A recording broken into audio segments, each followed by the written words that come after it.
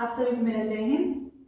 CGPSC mains में एसे की तैयारी कैसे करें, इसी को लेकर मैंने ये वीडियो बनाया हुआ है। एसे में कई लोगों को नंबर कम मिलते हैं और इसके पीछे कुछ रीजंस होते हैं कि उनकी या तो प्रैक्टिस या तैयारी सही नहीं हुई रहती है, या फिर उन्होंने जो लिखा रहता है उसके कंटेंट्स में ऐसी चीज़ें नहीं होती जिसके कारण चेकर से उसको कम नंबर मिलते हैं।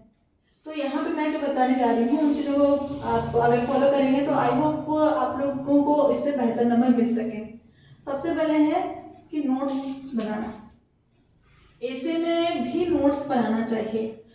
जो मेन टॉपिक्स आते जा रहे हैं जिसका लगता है कि हाँ ये मेंस में ऐसे में पूछ सकता है, जैसे लॉकडाउन को लेकर अभी ऐसे से उसके कुछ भी टॉपिक्स आ सकते हैं, तो उसके सारे डाटास को आप लोगों को लिख के रखना चाहिए कि लॉकडाउन का अगर आप देखें तो कब चालू हुआ और लॉकडाउन क्यों लाया गया, सबसे पहला कोरोना वायरस कहाँ मिला था, वैक्सीन कहाँ बनाई जा रही थी, ये सबको लेके ऐसे जब पूछता है तो ऐसा नहीं होता कि सिर्फ एक पर्टिकुलर छोटा सा टॉपिक दे दिए और उसी के ऊपर ऐसे लिखने के बाद थोड़ा सा ऐसे के टॉपिक अगर आप पुराने क्वेश्चन पेपर देखेंगे तो लंबा सा रहता है, तो उसको आपको एनालिसिस बेस पे ऐसे लिखना रहता है। तो इसलिए अगर आपके पास शॉर्ट नोट रहेगा जिसमें आप नए नए टॉपिक्स को लेकर उसके सारे डाटा नक्सलवाद जैसी चीज़ों को लेकर अगर आप लिख के रखे हैं तो उससे आपको ऐसे लिखने में सुविधा होगा।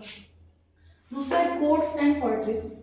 अगर आप ऐसे की शुरुआत और एंडिंग दोनों में अगर कोई कविता लिखते हैं, आप कोई एक लाइन का कोई कोट लिखते हैं तो उससे आपको अच्छे नंबर मिलने के चांसेस ज़्यादा रहते हैं, क्योंकि वो आपके ऐसे को एक अच्छा प्रभावशाली बनाने में सहयोग देती है। और अगर कोट्स, चूंकि हम लोग को फर्स्ट को ही सबसे पहले देखते हैं, वहीं पे अगर इम्प्रेशन आपका अच्छा रहेगा तो राइटर जो चेकर रहते हैं उनके ऊपर भी अच्छा इफेक्ट पड़ेगा कि हाँ इसने शुरुआत बहुत अच्छे से की है तो ऐसे में कंटेंट्स भी इसमें अच्छे डाले होंगे। फिर अगला है राइटिंग प्रैक्टिस। ऐसे बहुत लंबा रहता है तो कई लोगों को लगता है कि ऐसे की राइटिंग प्रैक्टिस कैसे करें और 3-4 पन्ने का कौन ऐसे लिखे, लेकिन मैं बोलूँगी कि आप एटलीस्ट एक तो ऐसे को लिख के देखें। इससे आपको समझ में आएगा कि आप एक ऐसे को लिखने में कितना टाइम लेते हैं। और जब इसकी राइटिंग प्रैक्टिस कर रहे हैं तो जैसे एग्जाम हॉल में बैठ के कोई ऐसे लिख रहे हैं, ठीक वैसे ही बैठ के आप राइटिंग प्रैक्टिस कीजिए और बाद में देखिए कि आपने ऐसे लिखने में क्या क्या चीज़ें मिस की और आपको कितना टाइम लगा, आप कितने डाटा याद कर सकते हैं और आप कितना अच्छे से लिख रहे हैं करके। फिर अगला है हेडिंग्स। जब भी ऐसे लिखें तो हेडिंग्स जरूर दें। कुछ लोगों की आदत रहती है पैराग्राफ में लिखने की।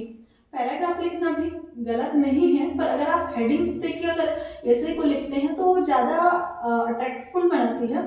तो आप चाहें तो ब्लैक हेडिंग्स देके उसमें ब्लू पेन से लिख सकते हैं, या फिर अगर आप पेन दूसरा यूज़ नहीं कर रहे हैं तो हेडिंग लिखे हैं ब्लू पेन से ही हेडिंग डाल दीजिए और उसको अंडरलाइन कर लीजिए। लेकिन अगर आप हेडिंग आपको यहाँ खत्म हो रहा है तो आप, कई लोग यहाँ से भी लिखना प्रैक्टिस करते हैं और कई लोग यहाँ से लिखना प्रैक्टिस करते हैं, तो गलत दोनों ही नहीं है। अगर आप यहाँ से लिखना प्रैक्टिस कर रहे हैं तो यहाँ जस्ट हेडिंग के नीचे ना लिखें, सीधा यहाँ से आगे करें। इससे क्या होगा कि हेडिंग के नीचे वाला लाइन अगर ब्लैंक है तो आपका हेडिंग स्पष्ट रूप से दिखता है, और हेडिंग के नीचे अगर आप कुछ चीज़ें लिख दी हैं तो आपका हेडिंग भी कहीं ना कहीं थोड़ा वो हाईलाइटिंग उसको नहीं मिल पाती जो मिलनी चाहिए प्रॉपर। फिर अगला है लेआउट। आप ऐसे लिख रहे हैं तो आपके लिखने का लेआउट कैसा है, मतलब आपका लेफ्ट मार्जिन कैसा है और राइट मार्जिन कैसा है उसको भी देखा जाता है।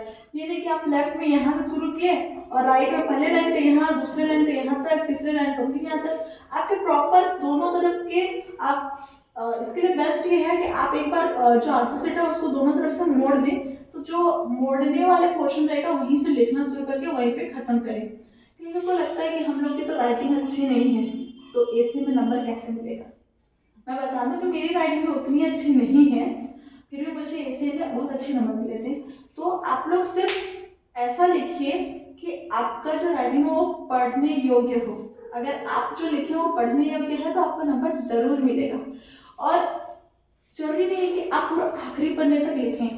कई बार कई लोगों के आखिरी पन्ने तक के डाटा नहीं मिलते कि उनको दिमाग में नहीं आता कि मैंने अब आगे क्या लिखूं क्या नहीं करके, तो इसमें हड़बड़ाने की कोई जरूरत नहीं है। अगर आप आधा पेज, एक पेज कम भी लिख रहे हैं लेकिन अच्छे से जमा के लिखे हैं तो उसमें भी नंबर आपको मिलेंगे।